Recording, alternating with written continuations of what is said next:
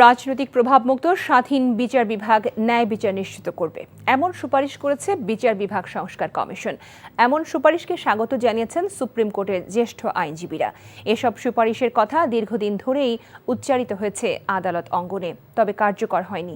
পরিবর্তিত পরিস্থিতিতেও বিচার বিভাগ নিয়ে করা সুপারিশ বাস্তবায়ন বড় চ্যালেঞ্জ হবে বলে মত তাদের। এই অবস্থায় রাজনৈতিক সদিচ্ছার ওপর জোর আইনজীবীদের। হাসান জাবেদের রিপোর্ট।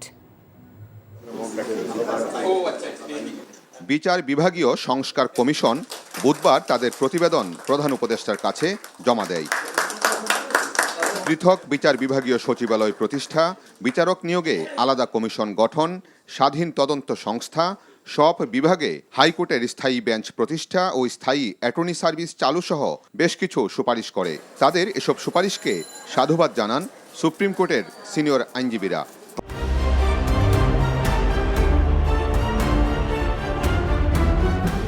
প্রসিকিউশন তো রাষ্ট্রের একটা অংশ, সেই রাষ্ট্রের অংশটাকেই আনফর্চুনেটলি দলীয় দৃষ্টিভঙ্গি থেকে দেখা হয় বিধায় রাষ্ট্রের যে পারপাসটা থাকে সেই পারপাসটা ক্রিমিনাল অনেক মামলায় সার্ভ হয় না। তো স্বতন্ত্র বিচার বিভাগের কথা ওনারা বলেছেন, বিচারক নিয়োগ আইনের কথা বলেছেন, যা অলরেডি অর্ডিন্যান্স একটা হয়েছে। তো সমস্ত দিকগুলাই ইতিবাচক।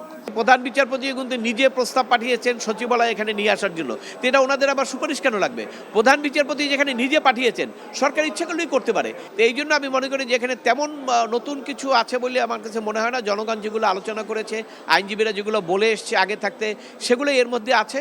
তবে বিভাগীয় পর্যায়ে হাইকোর্টের স্থায়ী বেঞ্চ প্রতিষ্ঠার বিষয়ে দ্বিমত পোষণ করেন আইনজীবীদের কেউ কেউ। ওনারা নতুনত্ব যেটা আনছেন সেই নতুনত্বটা কিন্তু আবার আমার দৃষ্টিতে তা আদালত অবমাননা। হাইকোর্ট ডিভিশনের স্থায়ী বেঞ্চ বিভিন্ন ডিভিশনে বসবে, সেটার ব্যাপারে অলরেডি মামলা হয়েছিল, সুপ্রিম কোর্টের আপিল বিভাগ এটা জাজমেন্ট দিয়েছেন। এখন ওনারা কি এটা ভুলে গেলেন কিনা আমি বলতে পারবো না।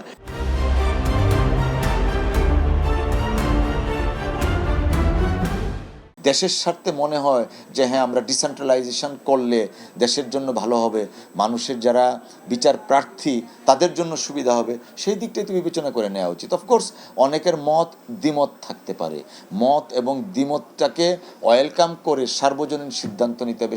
মামলা জট কমিয়ে নিয়ে আসা, আদালতের বিকেন্দ্রীকরণ, বিকল্প বিরোধ নিষ্পত্তি ব্যবস্থাকে জনপ্রিয় করা, আইনজীবীদের রাজনৈতিক কর্মকাণ্ড আদালতের বাইরে রাখা সহ বেশ কিছু সুপারিশও আসে বিচার বিভাগ সংস্কার কমিশন থেকে।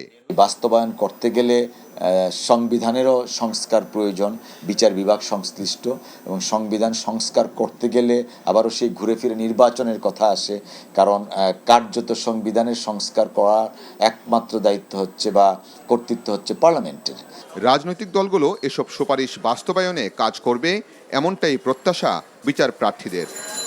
Hasan Jabed, NTV news, Dhaka.